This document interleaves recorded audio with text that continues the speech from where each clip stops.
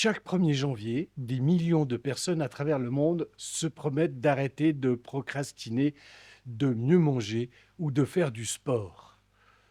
Mais si je vous disais que les premières résolutions du Nouvel An ont été faites devant des dieux il y a plus de 4000 ans. Salut, prêt à découvrir que l'histoire n'est pas ce que tu crois? Aujourd'hui, on part à la découverte de l'histoire surprenante des résolutions. On en a tous fait des résolutions, ça c'est clair. Eh bien, tout commence vers 2000 ans avant notre ère à Babylone. Les Babyloniens sont les premiers à avoir formalisé des résolutions annuelles. Mais attention, elles n'avaient rien de personnel ou de moderne.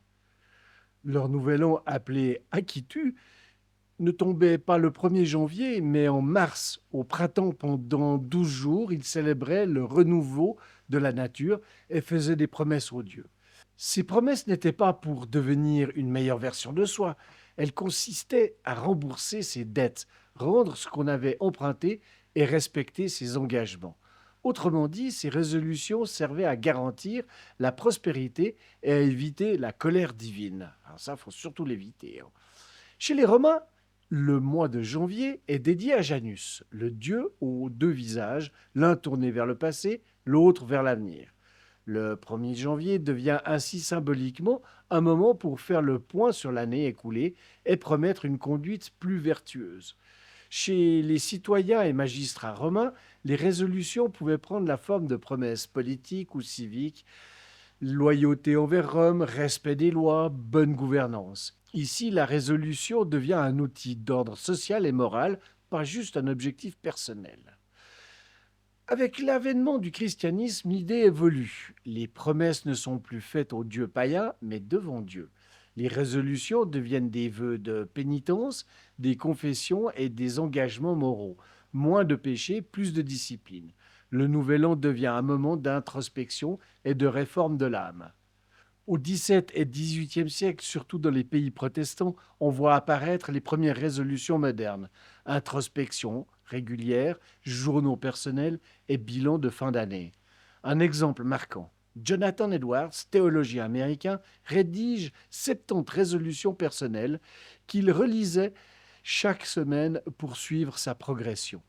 On s'approche ici de ce que nous faisons aujourd'hui, des promesses pour améliorer sa vie, mais avec un encadrement très structuré.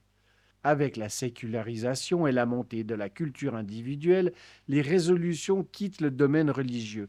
Elles deviennent personnelles et laïques.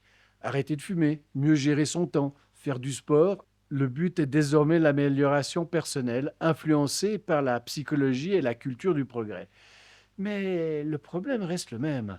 La plupart des résolutions sont abandonnées avant février. Historiquement, les résolutions étaient publiques, religieuses et encadrées par des rituels. Aujourd'hui, elles sont individuelles, sans contrainte sociale et souvent sans structure symbolique forte. Autrement dit, ce n'est peut-être pas nous qui sommes faibles, mais le contexte qui a changé.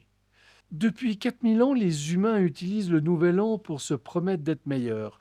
Ce qui a changé, ce n'est pas notre volonté, mais le sens que nous donnons à ces promesses. Alors, cette année, peut-être devrions-nous nous inspirer des Babyloniens ou des Romains pour nos résolutions. Ce serait peut-être une idée. Alors, et toi, si tu devais faire une résolution comme un Babylonien ou un Romain, laquelle choisirais-tu? Dis-le-moi en commentaire et n'oublie pas de liker et de t'abonner pour d'autres histoires surprenantes. Ciao!